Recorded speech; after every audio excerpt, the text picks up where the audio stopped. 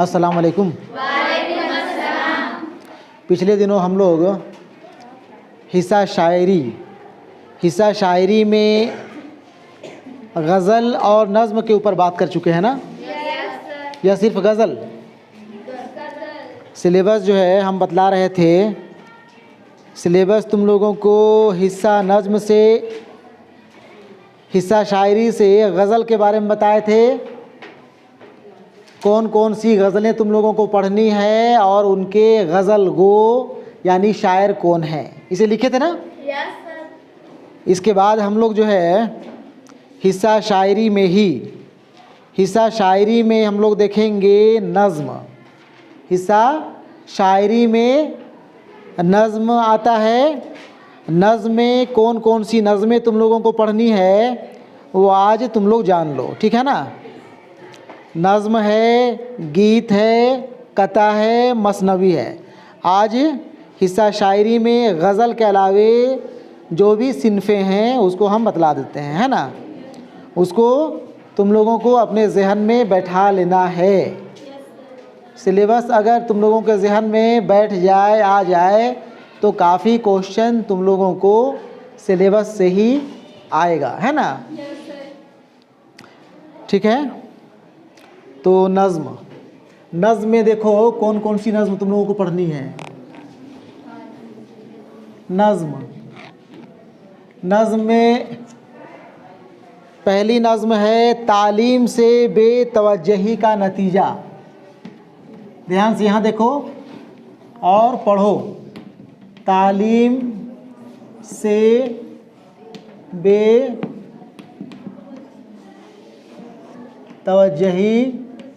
का नतीजा।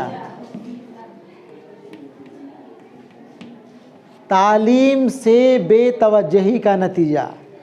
जो लोग तालीम से मुंह मोड़ लेते हैं, तालीम हासिल नहीं करते हैं, है ना, उसका क्या नतीजा निकलता है ये बताएंगे अपने नज़्म अल्ताफ़ हुसैन हाली।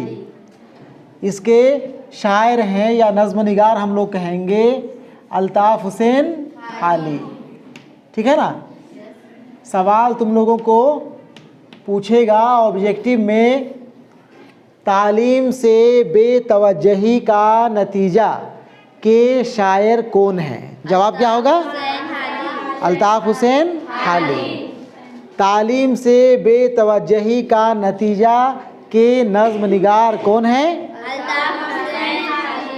अल्ताफ़ हुसैन हाली की कौन सी नज़्म आपके निसाब में शामिल है?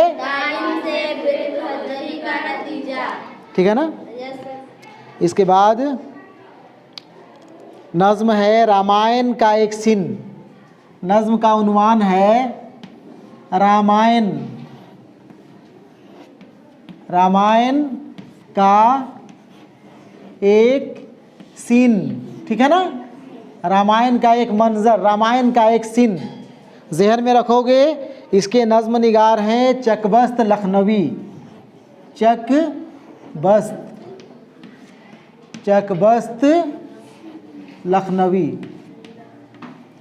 चकबस्त लखनवी का कौन सा नज़्म आपके निसाब में शामिल है? रामायण का एक सीन के नज़्म निगार कौन है? चकबस्त। क्या नाम है? चकबस्त लखनवी। लखनऊ के रहने वाले थे तो लखनवी कहलाए। चकबस्त है ना। पूरा नाम इनका है पंडित बिरिज नारायण चकबस्त, ठीक है ना। इसके बाद अगला नज़्म जो तुम लोगों के निसाब में है एक आरज़ू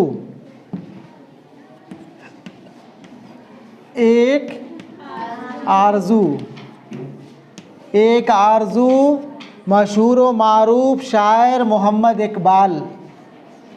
इकबाल की नज़्म है। नाम सुने हो ना इकबाल का? अल्लामा इकबाल के नाम से जानते हैं, अल्लामा डॉक्टर सर मोहम्मद इकबाल के नाम से जानते हैं, है ना। अल्लामा इकबाल कहते हैं, मोहम्मद इकबाल कहते हैं, अल्लामा इकबाल के नज़्म का उन्वान क्या है? एक आरज़ू के नज़्म निगार कौन है? मोहम्मद इकबाल, ठीक है ना। ठीक है। एक और नज़्म है बोल। नज़्म का उन्वान है बोल। नज्म का उन्वान बोल। और शायर हैं या नज्म निगार कहें हम लोग फैज़ अहमद फैज़। फैज़ अहमद फैज़, ठीक है ना, फैज़ अहमद फैज़। इसके ऊपर देखो ये ऐसे दे रहे हैं ना एक निशान, ये ऐसे कर रहे हैं, इकबाल के ऊपर होगा, हाली के ऊपर होगा। जहाँ भी इस तरह का हम चिड़िया उड़ाए हैं, जो निशान दिख रहा है ना, यही इनका असल नाम हम लोग कहेंगे। शेर व शायरी में इस्तेमाल किया जाने वाला नाम तखल्लुस कहलाता है। ये असल में क्या कहलाता है?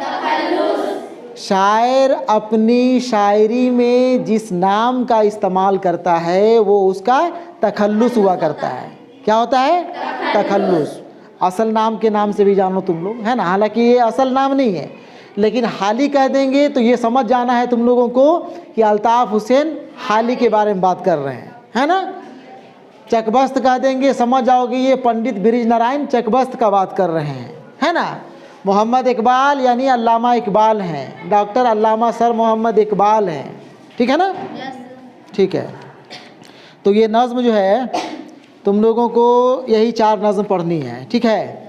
इसके बाद देखो सिनफ़े शायरी में ही तुम लोगों को एक गीत पढ़ना है, ठीक है ना।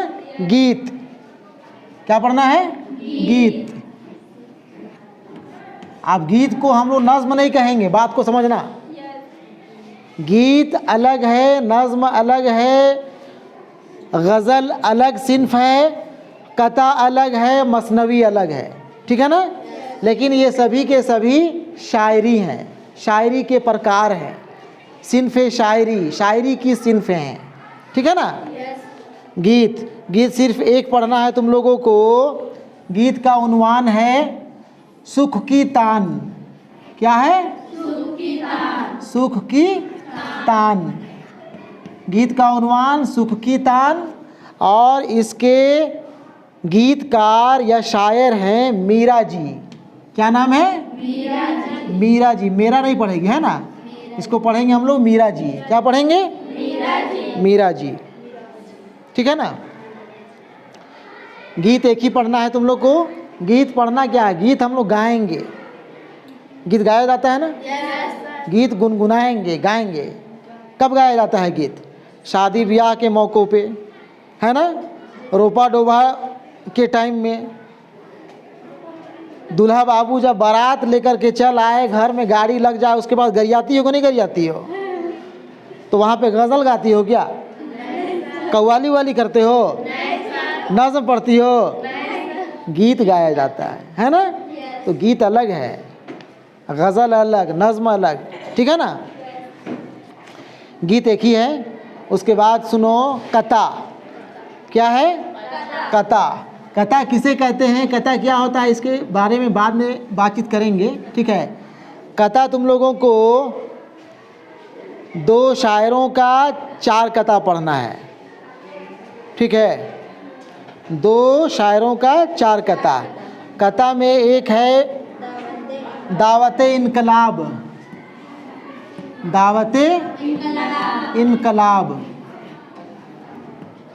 दावते इनकलाब। और इसके शायर हैं वहीदुद्दीन सलीम। कौन है? वहीदुद्दीन सलीम। बहुत हल्ला कर रहा है लोग, थोड़ा शांत करा क्या हो जाओ ना, बोलो ना, बोलो, सर आएंगे तो पीटेंगे तुम लोग को, ठीक है। उसके बाद देखो एक शायर हैं अख्तर अंसारी, इनका 3 कता शामिल है तुम लोगों के निसाब में। और वो कौन कौन सा है देख लो। 3 कता है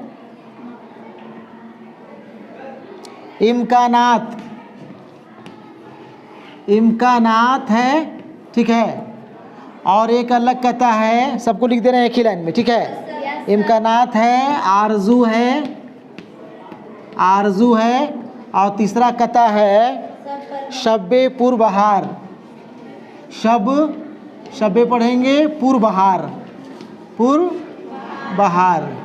ये तीनों कता के शायर हैं अख्तर अंसारी। कौन है? अख्तर अंसारी, है ना? अख्तर अंसारी। सवाल पूछ देगा, अख्तर अंसारी का मुंदरजा झेल में से कौन कता नहीं है? नहीं है, बात समझना।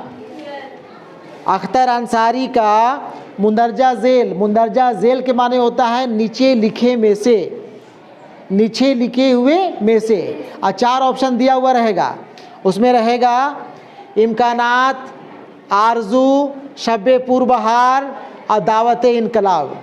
तो कौन सा नहीं होगा? दावत इनकलाब नहीं होगा। सवाल पूछा है ना, कौन नहीं है? अख्तर अंसारी का कौन सा कता नहीं है? दावत इनकलाब हो जाएगा, ठीक है ना?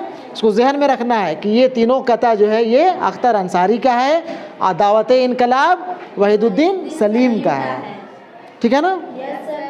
कता के बाद एक मसनवी है, मसनवी भी शेरी सिन्फ है। मसनवी का उन्वान है यहाँ पे दास्तान शहजादे के गायब होने की। दास्तान, कहानी शहजादे के गायब होने की। उन्वान है दास्तान शहजादे के गायब होने की, है ना? होने की। और मसनवी लिखने वाले, मसनवी के शायर को कहते हैं मसनवी निगार, या शायर भी कह देंगे हम लोग, है ना? ये शायर हैं या मसनवी निगार हैं मीर हसन। कौन है? मीर हसन। मीर हसन। सवाल पूछेगा मीर हसन की कौन सी मसनवी आपके निसाब में शामिल है? दास्तान शहजादे के गायब होने की। हालांकि दास्तान शहजादे के गायब होने की के नाम से यहाँ पे तुम लोगों को मसनवी पढ़ना है। मसनवी एक असल में मोटी किताब है, बहुत लंबी चौड़ी कहानी है उसमें। चलो उसके बारे में बातचीत बाद में, है ना? तो यही पढ़ना है आज हिस्सा शायरी में। नज़्म, गीत, कता और मसनवी के बारे में बतलाए, ठीक है ना? इसके पहले हम बताए थे गज़ल में गज़ल का एक एक मिसरा हम लिखे थे और उसके शायर का नाम लिखे थे, ठीक है ना? और हिस्सा नस्र से हम पहले ही बता चुके हैं। सिलेबस पूरा जहन में रख लेना है। सिलेबस से ही तुम लोग को जो है 8 से 10 सवाल आएगा। सिर्फ जहन में रख लोगे कि इसके शायर कौन है, इसका, है ना, इस शायर का नज़्म कौन है, इस शायर के का कता कौन है, इस तरह का अगर याद रखोगे 8-10 सवाल तुम लोगों को आ जाएगा, ठीक है ना? इसको नोट कर लो, लिख लो, लिखो इसको।